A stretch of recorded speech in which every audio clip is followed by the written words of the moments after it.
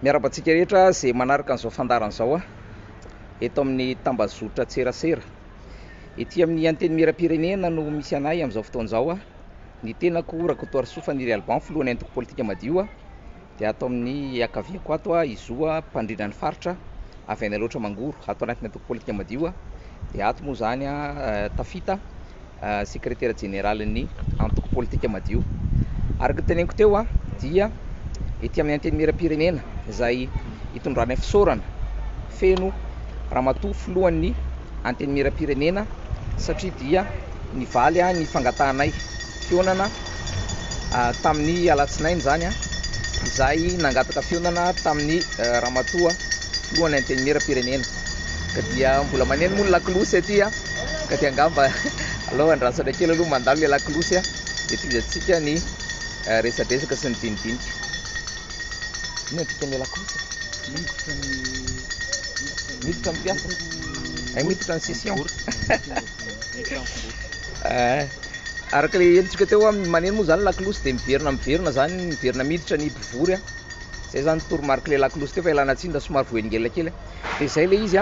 isoranay ny filohan'ny anteny miram-pirenena ary efa nolazanay taminy moa zany fa tsy maintsy izahay anao tatitra ezahana tsy hivilana ezahana ho tatitra tsy mivoana tamin'izay resaka ny fanaovana tao ratsorina dia tamin'ny alatsinainy zay no nisy fangatana nataonay zany amin'ny mandrom-panjakana ny anteny miram-pirenena ny teboka voalohany dia hoe mangataka izahay raha afaka mampiditra an'ilay motion de déchéance no ny famadihana tanindrazana no ny eloka be vava izay hoe fanafenany filohantsika zany ny maso-pirenena frantsay azy ary ihany koa misy an'ilay resaka hoe double nationalité, resaka hoe naturalisation ny eto zany tsy hiditra lalana amin'ny resaka lalàna mahakasika an'iny fa ny fantatra fotsiny zany dia hoe frantsay ny filoham-pirenenantsika dia izay moa zany anjara andraikitry ny anteny miram-pirenena indrindrandrindra amin'ny alalan'ny filohany ramatoa Christine Razanamasoa raha ny lalàna izay novakiny ao amin'ny 1,30 ny lalam-panorenana dia afaka manao an'izay ny aty anivon'ny anteny miram-pirenena. Izay ny teboka voalohany. Ny teboka iray faharoa dia ny mahakasika amin'ny fifidianana izay ho avy. Eto zany izay dia nangataka angoa taty amin'ny anteny miram-pirenena mba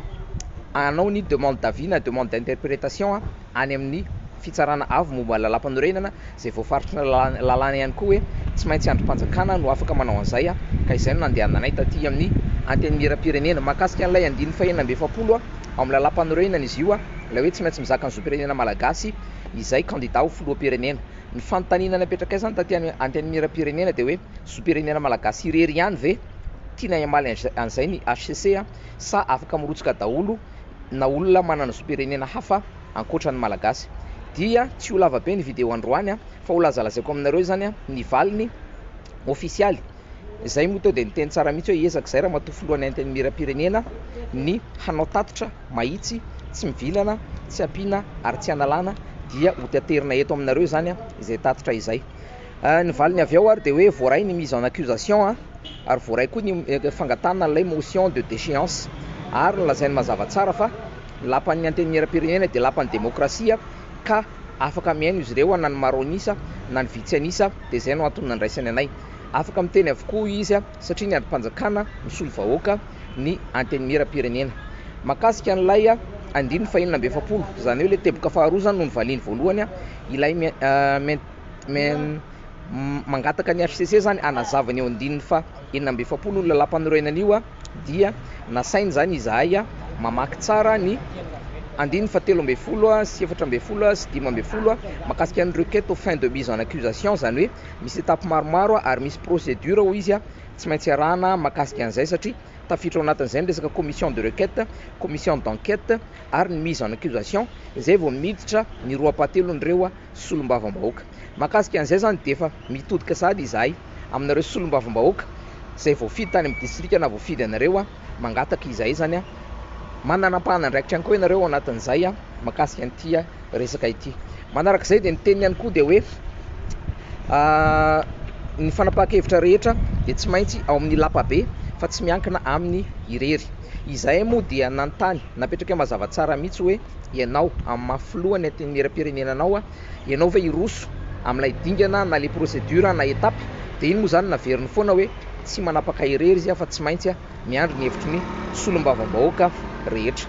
Manarak'izay ny teny ihany koa izahay tamin'le teboka voalohany hoe mangataka an'ilay motion de déchéance satria haute trahison na fitaka bevava no nataon'ny filoham-pirenena mahakasika an'io fananana zoam-pirenena hafa ankoatra ny malagasy io. Ny valiteny azonay avy any aminy moa zany de hoe tsy maintsy miandry ny session ordinaire satria tsy misy resaka urgence na amehana ao anatin'izay. Nazavainay tamin'ny tsara moa hoe ny antony mahatonga lizo amehana aminay dia satria mbola misy fepotona 3 volana na 4 bolana eo hitatana ny filohantsika anty firenena ity.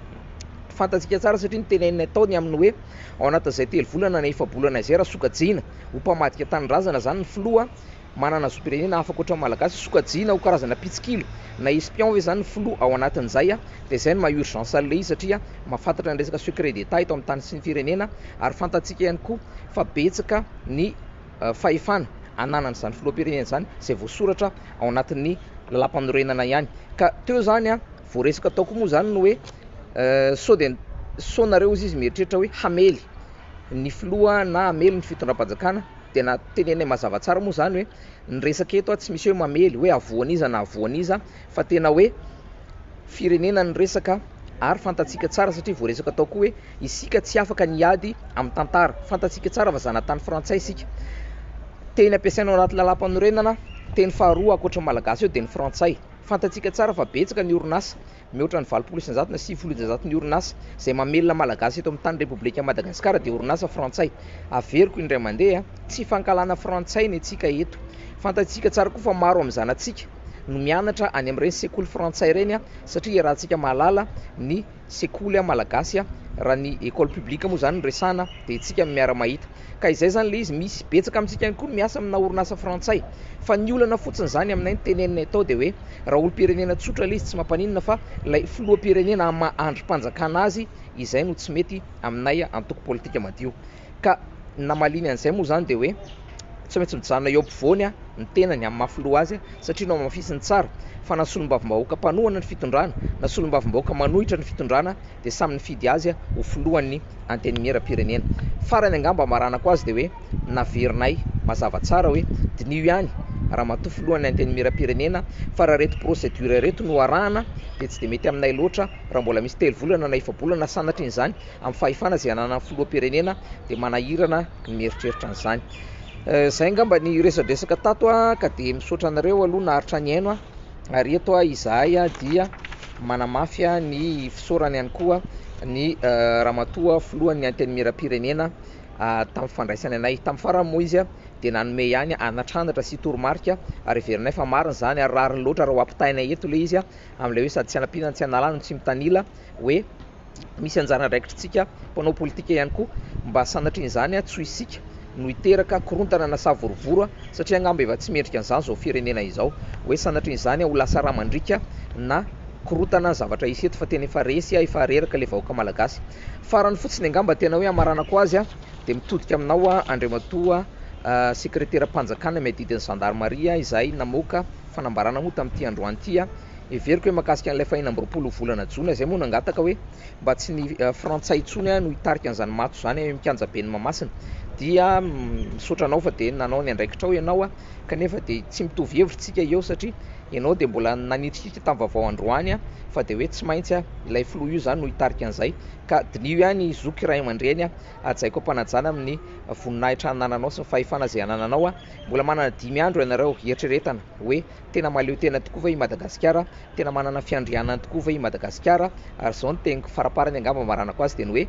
aza miala maro ary aleo alan'andrina tozay alam-bahoaka. Makasitraka nijery makasitraka ny aino azonareo aparitaka ity vaovao ity satria tsy nisy zavatra nafenina teto ialana tsiny fotsiny raha hoe mety misy latsaka kely izy tao raha matoa filohan'ny antenimieram-pirenena na mety hoe nisy niotra kely fa iverinay fa adidinay mihitsy ary zay nefa nitenenina tao hoe tsy maintsy izay anao tatitra amin'izay mba mpijery sy mpanaraka anay dia izay no natongavanay teto amin'ny antenimieram-pirenena tompoko tamin'ity androany ity. Makasitraka dia manome fotoana anareo rapitso any amin'ny février misy ania any alarobia makasika ny fifidianana satria misy zavatra maro koa zany mila tenenina ary tsy tokony hoekena hoe rehefa mety dia mety fa rehefa tsy mety dia tsy mety dia miandry zany izay indrindra ny dingana ataonareo solombavam-bahoaka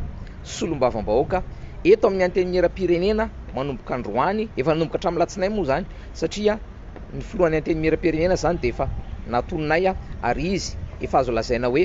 manentana anareo ihany koa hoe samy andinika nytia toetra raha ty marina fa tsy ao anatin'ny session ordinaire kanefa aminay de misy amehany ty zavatra ty fa aminazy moa zany somary tsy de amehana loatra ka io zany teboka somary tsy itovizana ao anatin'izay.